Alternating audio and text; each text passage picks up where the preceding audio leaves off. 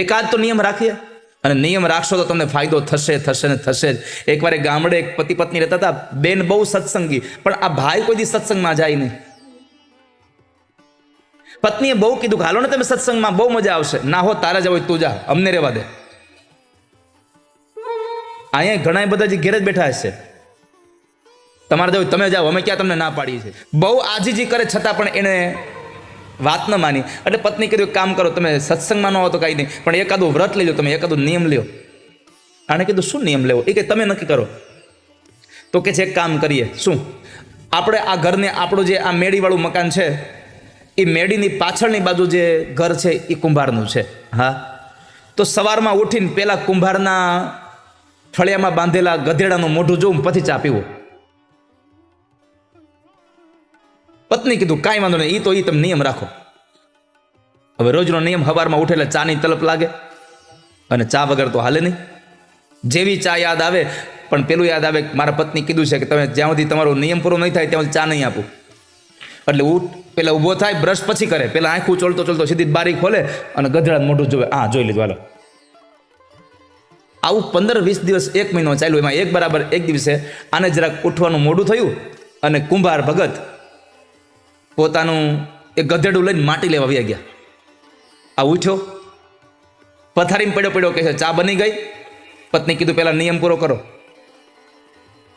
એટલે પત્નીએ કીધું એટલે પતિ ઊભો થયો અને સીધો બારી ખોલીને ગયો, પણ ક્યાંય ગધેડું જોવા મળ્યું નહીં. એ તો અકળાયો, આવ્યો કુંભારની ઘેરે, મોઢું ધોયા વગરનો. ફળિયામાં બધી બાજુ ગોતે, ક્યાં ગયું. એટલે કુંભાર ભગતના પત્ની હતા, એણે કીધું કે ભાઈ શું ગોતો છો? અરે તમારું અહીંયા ઓલું ગધેડું હતું, ક્યાં ગયું? એ તો તમારા ભાઈ લઈને ગયા માટી લેવા.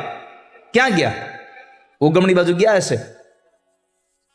આ તો ઉગમણી બાજુ આણે ચાલવાનું ચાલુ કર્યું.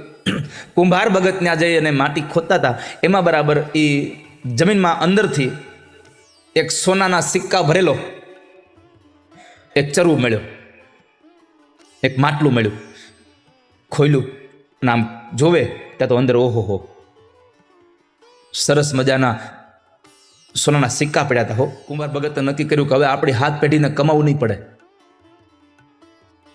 પણ આ કોઈને ખબર ન પડે ને એમ હમણાં લઈને વયો જાવ. કારણ કે નકર જો ખબર પડશે, આ સરકારી જમીન છે, સરકારી જમીનમાંથી જે કાંઈ નીકળે સરકારમાં વયું જાય. ત્યાં બરાબર ઓલો માણસ આમ નજીક આવ્યો અને ગધેડાનું મોઢું જોયું. જોયા પછી સીધો મેંડો બોલવા, જોઈ લીધું. ત્યાંથી વેળો પાછો.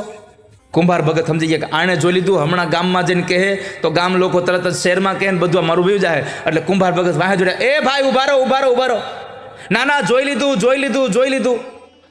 માંડ કરીને કુંભાર ભગત ઓલાને પકડ્યા, ઉભા રહો, તમે ભલે જોઈ લીધું, પણ તમે ગામમાં જઈને કોઈને કહેતા નહીં. ના, જોઈ લીધું. અરે પણ તમે ગામમાં કહેતા નહીં. એક કામ કરો, એમાંથી અડધા સોનાના સિક્કા તમારા અને અડધા મારા, આપણે બે ભાગ પાડી લઈએ, પણ તમે કોઈને કહેતા નહીં.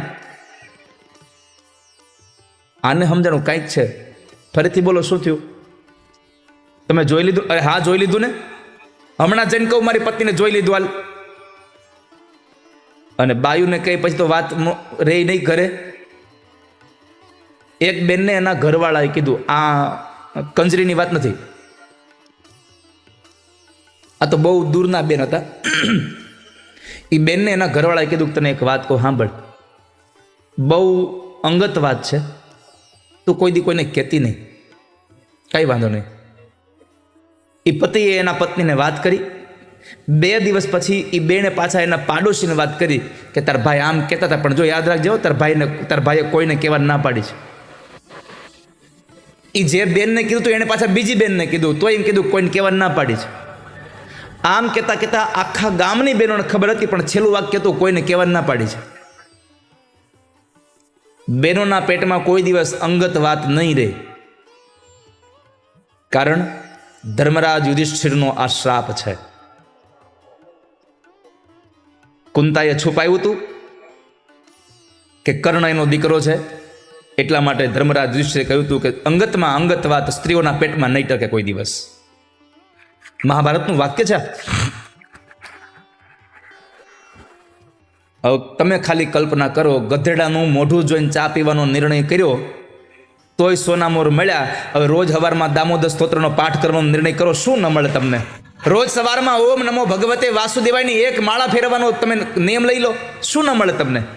માણસનું જીવન નિયમથી ભરેલું હોવું જોઈએ. ગમે તેમ થઈ જાય, હું મારો નિયમ નહીં તૂટવા દઉં. સવારમાં ભગવાનની પૂજા કરીને હું ચા પાણી કરીશ. સવારમાં ભગવાનની પૂજા વગર ક્યારેય મોઢામાં હું નાસ્તો કે ભોજન નહીં મૂકું. આવું વ્રત હોય તો તમને ભગવાન સફળતા આપે. ભગવાને 5 નિયમો સાથે વૃંદાવનમાં રહ્યા. જેવી જેવી લીલા કરશે એવા એવા નામથી તમારો દીકરો ઓળખાશે. પછી તો માં યશોદાએ પૂછ્યું કે બાબા જરાક જોઈ દો ને, અમારો દીકરો ભણશે કે નહીં? બાબાએ જોઈને કીધું કે અરે માં, તમારો દીકરો ભણશે નહીં, આખી દુનિયાને ભણાવશે ખરો. તો હવે એ જોઈ દો કે મારા દીકરાના લગ્ન થાય તો વહુ કેવી આવશે? અમારે હાહુ વહુને ભણશે? અને સાચી વાત છે, વરાજાના અને કન્યાના મેળાપક જોવા એના કરતા કન્યા અને વરાજાની માના જોવામાં આવે ને, એ બેને ભળે ને એટલે સંસાર હાલે. એક સમય હતો આપણો કે દીકરી મોટી થાય ને એટલે ઘરના બધા લોકો આમ જ્યારે દીકરી મોટી થાય એટલે જોવે ને શું કે અમે તો ભગવાનને પ્રાર્થના કરી બટા તને હાહુ હારી મળે. કારણ કે પેલા હાહુનો આમ આમ આમ આમ પડઘો પડતો. અમે ભગવાનને પ્રાર્થના કરીએ કે તને હાહુ હારી મળે, પણ સમય એટલો બધો આમ આમ પરિવર્તિત થઈ ગયો. હવે હાહુ બીવે છે, વહુ કેવી મળશે? એ તો સીધો હિસાબ છે. તમે તમારા સાસુને સાચવા હશે તો તમારા દીકરાની વહુ તમને હાચવશે હાચવશે ને હાચવશે. પણ વિચાર્યા વગર બોલવાનું બંધ કરી દે તો સાસુને વહુને ક્યારેય પણ મુશ્કેલીનો સામનો કરવો પડે.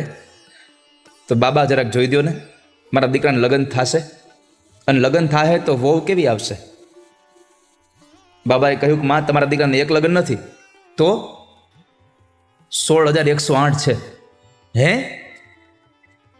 પણ ચિંતા ન કરો, બધાને નિભાવશે તમારો દીકરો. પછી પરમાત્મા મોટા થયા.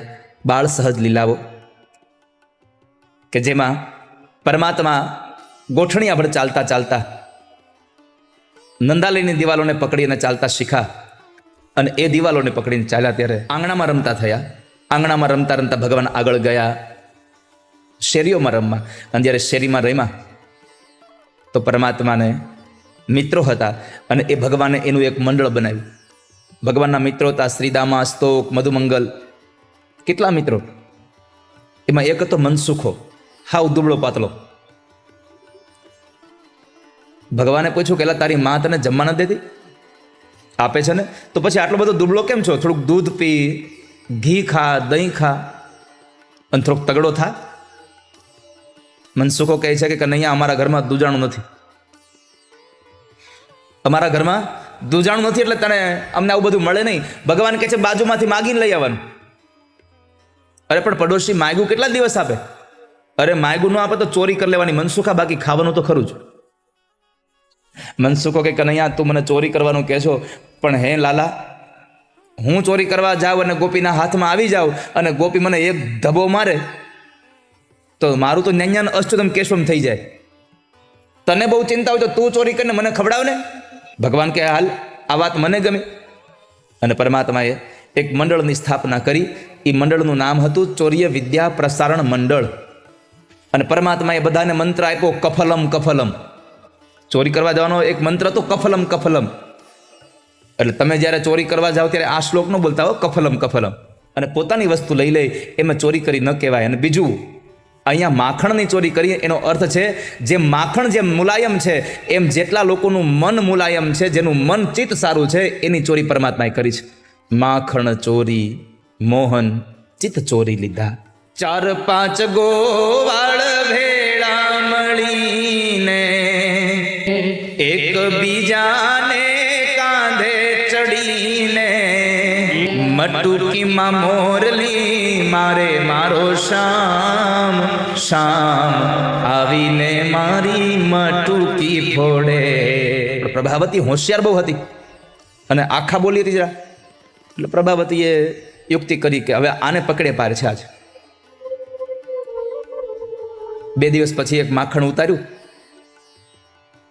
મટુકીમાં ભરીને ઉપર શિકામાં લટકાવ્યું અને પોતે પાણી ભરવા ગઈ છે એવું લાગે એટલા માટે ઓલા માટલા લઈ અને ઘરના ખૂણામાં સંતાઈ ગઈ.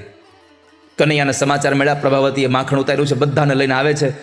ગોપી તો બેઠી બેઠી ગણે, 1 2 3, આખું ઘર ભરાઈ ગયું છોકરાઓથી. જોયું તો માખણ ઉપર હતું. 5-7 છોકરા નીચેનીમાં, એની ઉપર 5-6, એના ઉપર 4-5, આમ કરતા કરતા ભગવાન ઉપર ચડ્યા. ડાબા હાથથી આમ શીકું પકડ્યું, જમણા હાથથી મટુકી પકડી આમ. અને જ્યાં મટુકીજી લેવા જાય ત્યાં ગોપી ખૂણામાંથી બોલી, ઊભા રહેજો બધાય. હવે પ્રભાવતી બોલે પછી ઊભા રહી ત્યાં કોઈ? દેવ ડેરા મૂકીને હનુમાનની હડફેટે ચડે કોઈ? ભાગી ગયા બધા. પણ ઘટના એ ઘટી કે ભગવાનથી શીકું ન મુકાણું. હવે નીચેથી બધા નીકળી ગયા એટલે ભાઈ પોતે લટકી ગયા. પ્રભાવતી બોલે જોર જોરથી કે હમણાં બોલાય એવું હાલ જશોદા, જો તારો કાળિયો આજ રંગે હાથ પકડ્યો છે. ભગવાનને કાળિયો કાળિયો બોલ્યા કરે વારે ઘડીએ. ભગવાનને જરાય ગમતું નથી, પણ અત્યારે કઈ બોલાય એવું હતું નહીં, કારણ કે નકુચા માંગણી આવી ગઈ હતી. અત્યારે પોતે મૌન રહ્યા. પ્રભાવતીને કીધું, પ્રભાવતી આજ પછી તારા ઘરમાં નહીં આવું, પણ આજનો દિવસ જવા દે. પ્રભાવતી કે ના હો કાળિયા, તારી માં કોઈની વાત નથી માનતી. અને એવા સમયે ભગવાને કીધું એક કામ કર, તારે મને માર ખવડાવો છે ને? અરે હા હા કાળિયા, તને માર જ ખવડાવો. તો જો એક કામ કર, તું માં યશોદાને અહીંયા લઈ આવે એના કરતા મને જ ત્યાં લઈ જા ને. તારે તો માર ખવડાવવાથી મતલબ છે ને. પ્રભાવતી થયું આ વાત સાચી છે. ભગવાને નીચે ઉતાર્યા. ભગવાને એ જ કર્યું હતું કે એકવાર નીચે ઉતારે ને તો હમણાં રસ્તો ગોરી લો ગમે ત્યાંથી. નીચે ઉતારે તો થાય. પરમાત્માને નીચે ઉતાર્યા. ભગવાનનો હાથ આમ કચકચાવી નાખી આમ બાવડું પકડ્યું અને પ્રભાવતી લઈને જાય છે ભગવાનને. ઘરની બહાર નીકળે એટલે પહેલાના સમયમાં તો રિવાજ હતો કે લાજ કાઢ્યા વગર હાલવું નહીં ગામમાં. ઘૂમટો તાણ્યો અને એક હાથથી કનૈયાને તબતબાવીને લઈ જાય છે. ભગવાન ના પાડે છો, ગોપી હવે તોફાન નહીં કરું, તારા ઘરમાં નહીં આવું, આજનો દાડો જવા દે. પણ એકની બે ન થઈ. પણ જેવી ઘરની હજી આમ થોડીક દૂર ગઈ ત્યાં આખા ગામના છોકરાનું ટોળું ભેગું થઈ ગયું. ભગવાનને ચોકમાં પહોંચ્યા ને ત્યાં કીધું કે ગોપી હાથ મૂકી દે ને. ના હો તું ભાગી જા. અરે ભાઈ નહીં ભાગું. અરે ના ના, તારો ભરોસો જ નહીં ને. ભગવાન કહે છે કામ કર, તને મારો ભરોસો ન હોય તો મારો બીજો હાથ પકડી રાખ, પણ તું મને આ હાથ મૂકી દે. તો ગોપીએ એક હાથ મૂક્યો ને બીજો હાથ પકડ્યો ને તબતબાવીને લઈ જાય.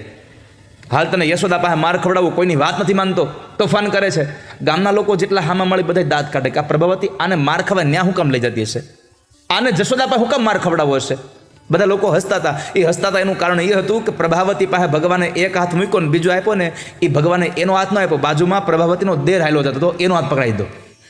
અને પ્રભાવતી એના દેરને જશોદા પાસે માર ખવડાવવા લઈ જતી હતી એટલે બધા લોકો હસતા હતા. ભગવાન તો સૌથી પહેલા પહોંચી ગયા હતા. આવીને માના ખોળામાં બેસી ગયા. માં હું તારો દીકરો કે નહીં? માં કહે છે લલા તને આ થયું શું? અરે તું પેલા મને કહે ને હું તારો દીકરો છું કે નહીં? અરે હા તું મારો જ દીકરો છે. તો તને મારી માથે ભરોસો છે? માં કે હોય જ ને, કેમ નહીં? તો કહે છે કે આ બધી ગોપીઓ મારી પાછળ ખોટે ખોટી પડી ગઈ છે. માં હું કોઈના ઘરમાં કાંઈ લેવા નથી જતો તોય બધી મારી ફરિયાદ કરે છે. એમાં તું મને એ કહે કે આજ કોઈ ગોપી આવીને તને એમ કહે કે મેં તારા છોકરાને રંગે હાથ પકડ્યો તો તું માન ખરી? માં કે તું અહીંયા મારા ખોળામાં બેઠો તો ક્યાંથી માનું? પણ નહીં, આ તો હું તને પૂછું છું કે કદાચ કોઈ આવે અને મને મારું નામ તને દેખ, તું શું કરે? તું મારા ખોળામાં બેઠો છો ને તોય તારી કોઈ ફરિયાદ લઈને આવે કે નહીં તો એને એવી ઉધડી લઉં જિંદગીમાં તારી હામું ન જવું કોઈ દી. ભગવાન કે હા બસ તો મારી માં બરાબર તું. માને એટલું સરસ મજાનું આમ તૈયાર કરી દીધું પ્લેટફોર્મ. ત્યાં બરાબર આંગણામાં ગોપી આવી. યશોદા, એ યશોદા બહાર આવ, કેદાડાના કહેતા હતા તને અમે, પણ તું કોઈની વાત નહોતી માનતી. આ તારા કાળિયાને જો આજ રંગે હાથ પકડ્યો છે. ભગવાન કે લે માં જોઈ લે. હજી તને કીધું ત્યાં તો આવી હોતે આ. માં કે હાલ હાલ ભલે ને આવી. ભગવાનને લઈને માં ગયા. ઓસરીના કોરે માં યશોદા થાંભલી પાસે ઉભા રહ્યા. ભગવાન માના સાડીનો છેડો મોઢામાં નાખીને ઉભા છે. ગોપી હામું જોયા કરે છે ભગવાન. અને જેવી યશોદાએ કહ્યું કે એ ગોપી અવાજ ધીમો કર જરા, આટલી બધી રાડો ન પાડ, અને ઘૂમટો ઉગાડ નાખ, નંદ બાબા ઘરમાં નથી. કનૈયાનો હાથ પકડી રાખ્યો ને આમ ઘૂમટો ઉગાડ્યો. યશોદાને જોયા પણ બાજુમાં કનૈયાને જોયો ને તો ગોપીની આંખો મણી પટપટાવા. આ હું જોઉં છું. ભગવાન હામું જોયું તો ભગવાને ત્યાંથી અંગૂઠો બતાવ્યો કે ખબરદાર મારા છોકરાનું નામ લીધું છે તો આમ જ કરીને તમે મારા છોકરાને બિચારાને હેરાન કરી રહ્યું છો. બધી આ મારો દીકરો મારી ઘરે છે તોય ફરિયાદ લેવા આવી છે. પણ યશોદાએ આ વાત કરી. ગોપી અહીં જોયું કે આ કનૈયો ન્યા છે તો અહીંયા કોણ છે? અહીંયા જોયો તો દેર. શરમને લઈને નીચું જોઈ ગઈ, કાંઈ બોલી શકી નહીં. પણ જતા જતા એના દેરના કાનમાં કહેતી ગઈ તું ઘેરે એવા બધા ધંધા તારા જ છે. ભગવાન પણ રમવા ગયા. ચોકમાં જઈને ગોપીની સામે ઊભા રહ્યા અને કનૈયા એમાં અંગૂઠો બતાવ્યો. બોલે કાંઈ નહીં, ખાલી અંગૂઠો જ આપ. ઘણા ઘણા બોલે નહીં તો સામેવાળાને બોલવા મજબૂર કરી દે. એકવાર એક છે ને એક સાસુમાં અને એનો દીકરો, મા દીકરો બે રૂમમાં બેઠા હતા આમ સોફા ઉપર, અને આમ મકાનની બાંધણી એવી હતી કે આમ અંદરની સાઈડ સોફો હતો, ત્યાં દીકરો બેઠો હતો, અને સામે સોફો હતો, ત્યાં મા બેઠી હતી, અને આમ અંદર બરાબર બે રૂમ, રસોડું. એટલે જે સોફા રૂમ મા બેઠી હતી ને સાસુમાં, ત્યાંથી રસોડામાં સીધી વહુ દેખાય. એટલે મા બરાબર એના છોકરાને બહુ ફરિયાદ કરતી કે તારી વહુ આમ કરે છે તેમ કરે છે. વહુ ચૂપ, કાંઈ બોલે નહીં, પણ તોય આ મા વધારે બોલતી જાય. એટલે છોકરાએ કીધું કે મારી વહુ અત્યારે બા કાંઈ નથી બોલતી, તોય તમે આટલા બધા તાડુકો છો. પણ મૂળ હકીકત એવી હતી, વહુ કાંઈ બોલતી નહોતી, પણ સાસુ સામું જોવે ને એટલે આમ કરે. સાસુ સામું જો જીબડો કાઢે, બોલે કાંઈ નહીં.